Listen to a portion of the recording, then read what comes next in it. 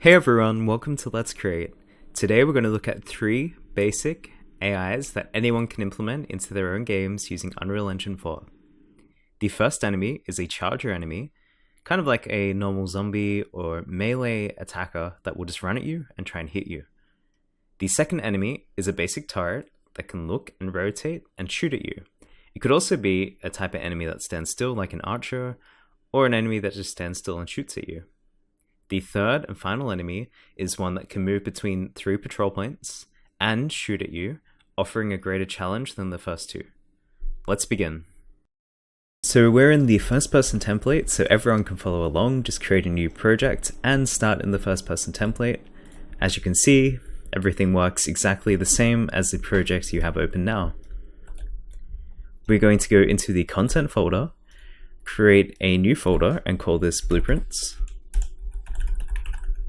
And go into the blueprints folder. We're then going to create a new character. So go to blueprint class and get the character, which has the ability to walk around and move, which is going to be super useful. It also gives us access to all the AI input nodes. So get a character. We're going to call this BP underscore enemy charger. Before we add in the enemy charger, we're going to add in something that all AI needs in order to pathfind around. This is something common to most game engines. If you go into search classes and type in nav, you will find the nav mesh bounds volume. This is going to allow the nav mesh to figure out where it can pathfind, where can it walk and where can it not walk. Drag this into the scene, and if you press P, you'll notice this part of the ground is green, so press P to turn it off, P to turn it on again. This is currently where the AI could potentially walk in the level. In order to expand upon this, if you scroll down, you can expand on the X, and then you can expand on the Y, and if you wish to have if you want, you could expand upon the Z a bit more. And they could potentially get up here if you put enemies up there. But now this area, pressing P to disable and enable it, this is the area that they can walk around and move around. Now that we have that out of the way, we can add in our enemy and begin adding the functionality. This is going to be for the enemy charger, so let's go and edit blueprint, open blueprint editor. We're going to add in a cube to represent our enemy. We're then going to just expand this capsule component, the radius, to something like that for now. And we're going to add a new component we haven't used before called pawn sensing. And if you click on this component, you have a bunch of various options you can change, over here. So hit compile. Click on pawn sensing, and after you hit compile, you will be able to mess around with these settings. You'll also notice that you will see them in the editor as well. First of all, we have the vision angle, which is the vision cone, and the radius, the angle they can see at. For this video, I'm just going to keep it something like that. And if you wanted, you could change the sight radius, which will bring it back down, but I'm going to leave it at 5,000. The other properties are not needed for this tutorial, but have a look into them. They have really great things for hearing and such other things like that. If we go into the event graph, we can delete these nodes and we can begin using the pawn sensing. We can click on it, right click, add event dispatcher, and get add on C pawn. The character that we are controlling in the default FPS template is a character and it is a pawn. Because it is a pawn, we can access the FPS character through this node. In order to access it, we need to drag it out and type in cast to. If you are using a different type of character for your own game, this is where you would be able to select your own character. In our case, we're going to go to cast to first person character. The reason why we want access to the first person character is because we want to get access to the world location of our character so we can move towards it. We're then going to drag out and access the AI. So type in AI and you'll get AI move to. This will allow your AI controller to move to a specific location.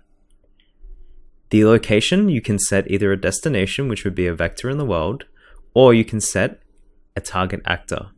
In this case, that's our character, and the pawn is the object, the AI's object is going to move. So in this case, it is self, because it is moving itself to a target actor. If you were to hit compile and save, minimize this window, and rotate this around, we can now hit play, and it will move towards the player. If you want to change the speed variables, you don't do that here. The power of a character is that it has a bunch of pre-set up stuff. So if you were to check out the character movement inherited, and you were to scroll down to the walking, you can change the max speed. If you were to set this to something like 150, compile, save, you'll notice is a very slow enemy, much more like a zombie. Something the player could easily kill. That is the basics of setting up an enemy to charge at you.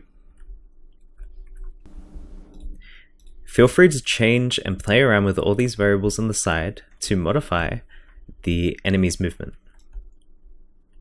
The next enemy we're going to create, so we'll close that off. We will right click and duplicate. We're going to call this the BP underscore turret, enemy turret. This could be any type of enemy that is stationary and fires projectiles at the player. Because we're firing projectiles, we no longer need to use the AI move to, but we still want to sense the player and cast towards it. When we see the player, we're going to want to do a few things. The first thing is we want to create a sequence, as we're going to be running two things at once. The first is, of course, the ability to look at the player. So we want to rotate the enemy. The second is shooting a projectile. We're going to begin first with the look at. And in order to do this, we will set actor rotation. We can then figure out what our new rotation is. And there is a really great node for this called find look at rotation. It takes two vectors, the start location and the target location, and then it will look at this target location. You can plug this into new rotation, and what we want for start is the get actor location, so it gets our own location. And then for the target, we simply want to get the first person character, get location, get actor location, and plug that into target. The next thing we want to do is spawn the projectiles. Before we spawn the projectiles, we want to see if we can spawn a projectile. So we'll create a new variable, and this will be called spawn projectile. We can then get this variable, drag out from the first sequence section, and create a branch. We will then plug in the spawn projectile into this branch. If we can spawn a projectile, we'll drag out true, and we'll use the spawn actor from class. The first person character comes with a projectile, so select class, and we want to just type in here projectile, and you'll get first person projectile. The location is something we have to set up for the transform. So go back to your viewport, go to add component, type in scene, and drag out the scene outside of the collider, somewhere about 150 away. And we will call this the projectile spawn location. We can then go back to the event graph, drag out the projectile spawn location, and then we can drag out from there, get transform, and put that into the spawn transform. The next thing we want to do is, once we've spawned a projectile, we need to add an impulse to it. In order to add an impulse to it, we just simply drag out the return value, add impulse. We want to add it to the sphere, connect that node into this node, and then we want to figure out the impulse amount. For every time you do a projectile, it's quite simple. It is the forward vector of one of these objects over here. The cube is, the whole object's really rotating, but I found the cube worked really well, so just grab the cube, get the forward vector, and then we can times the forward vector by a float and plug that into impulse. If you want, you can create a variable for this float. So create variable, and this will be the shoot amount or the shoot force, depending on what you want to use. Change the variable type to float, bring this, get that, and then drag that into the float section. We can then give this an amount. So I suggest ticking velocity change and then maybe making this something, make sure to hit compile, something like 200 for now. If you don't tick velocity change, you're going to have to make this number enormous. We're also going to make sure to tick spawn projectile, so it can spawn a projectile. And after the turret has shot at us, we're going to want to make this false, so it cannot continuously shoot. So I would drag out here and set spawn projectile, scroll all the way down, and you can set spawn projectile, which will be false. Then you can add a delay, and this is how long you want to wait before you can shoot again, maybe 1.5 seconds. Then we can do another set spawn projectile, and to get back to true,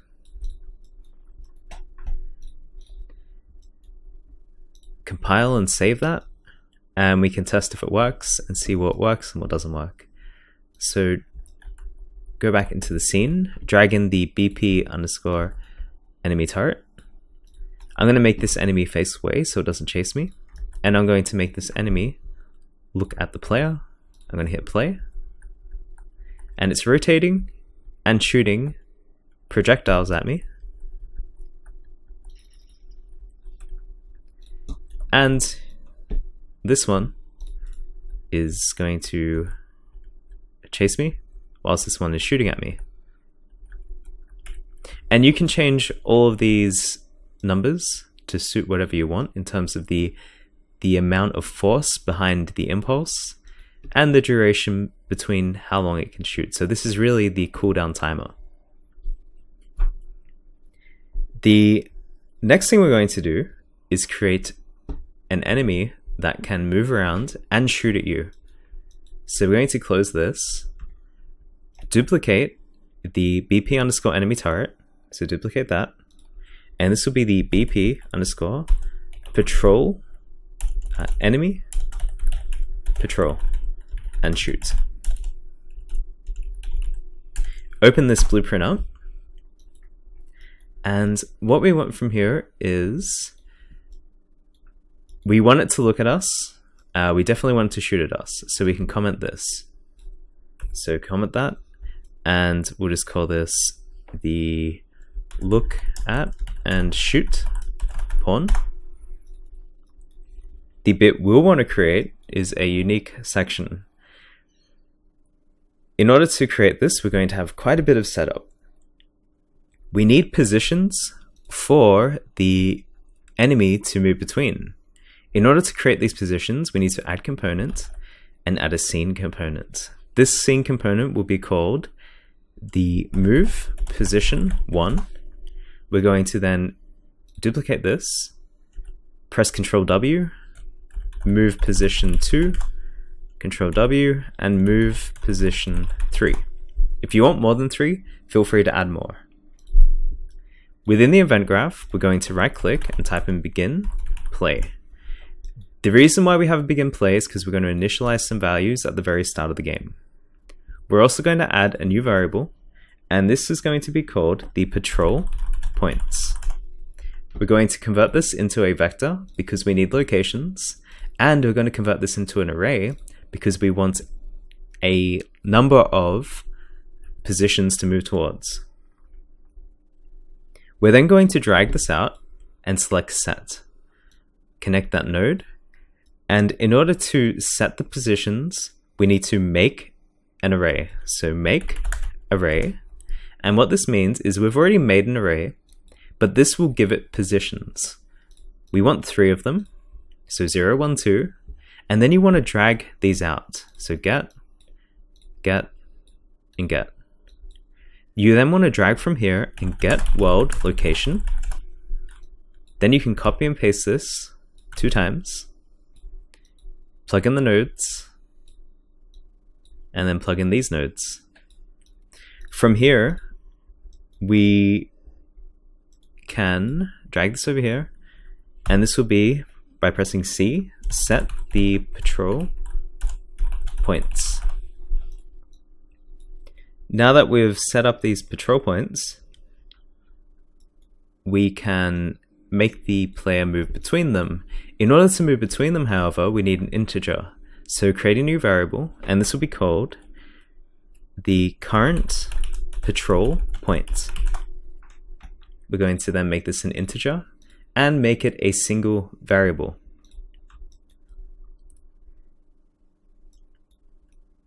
We need to create a function in order to figure out which location the enemy is going to move between. So if you go to functions, now you don't have to create a function, and I will explain why we're creating a function after we set up the next section. But generally a function, it's something we're going to call a few times. And instead of having like a bunch of blueprint nodes around here and copy and paste them and put them down here, I can just have a single function that I drag out and call. You'll see what I mean in a minute. So create a new function over here, and we're going to call this get random location. So this function is going to get a random location. We are then going to grab our current patrol point and set. From here, we're going to get patrol points. We are then going to drag get random location into set current patrol point,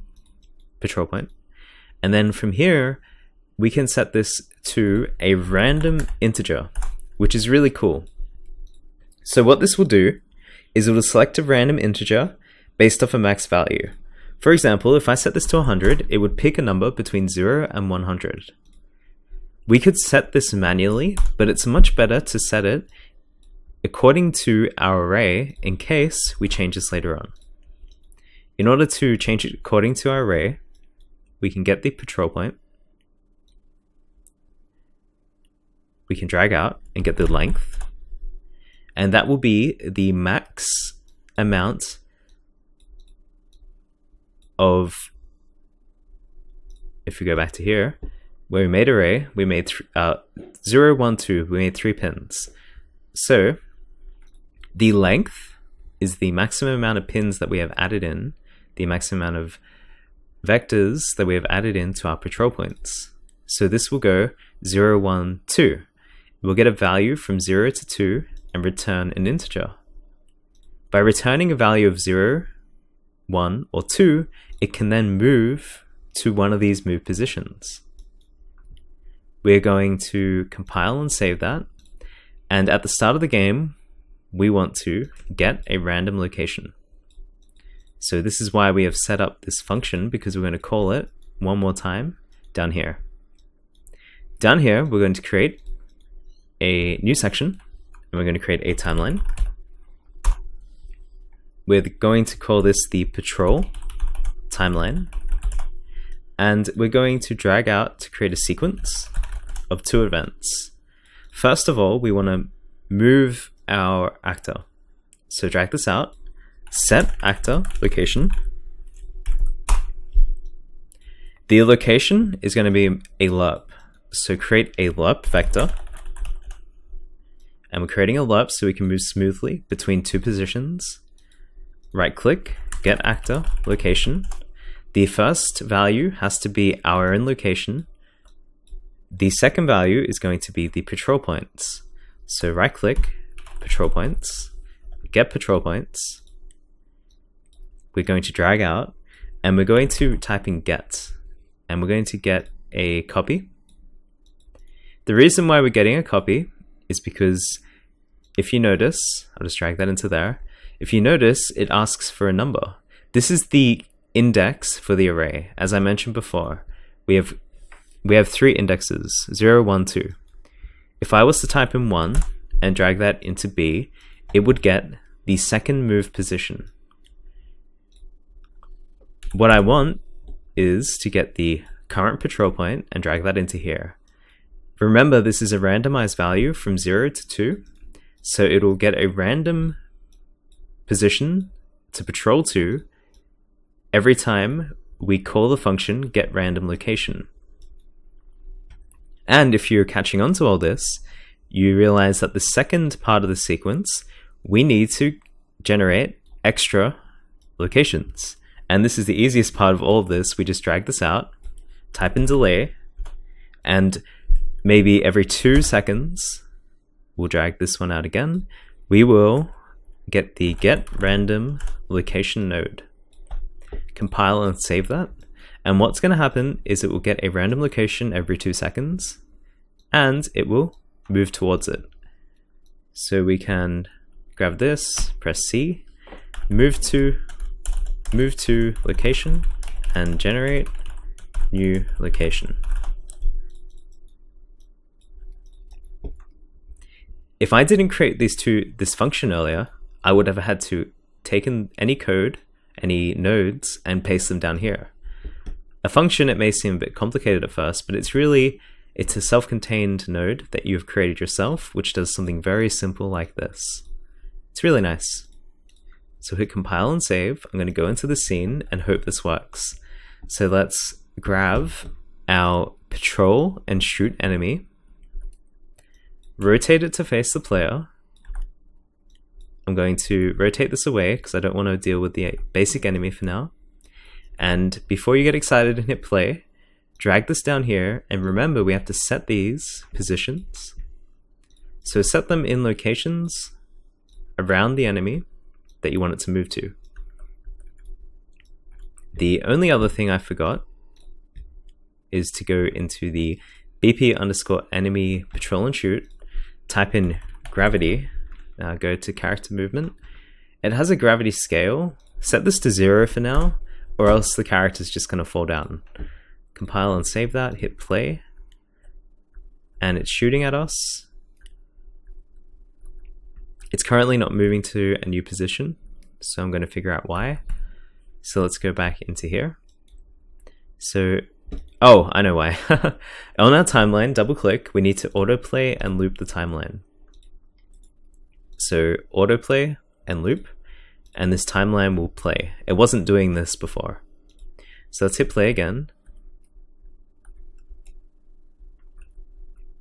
Seems to be some other problem now. So we'll go back in here. We've got the pawn sensing for that shooting. We are setting the actor location. Target self. We are lerping from our position to one of these.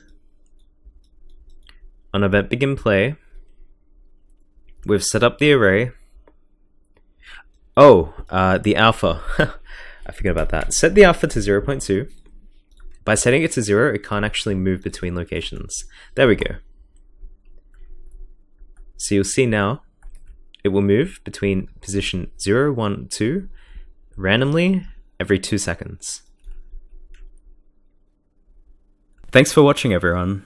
Now that you have a handle on the basics, you can go ahead and create some more interesting and challenging enemies for your own games. If you enjoyed this video, make sure to subscribe to my channel for similar content.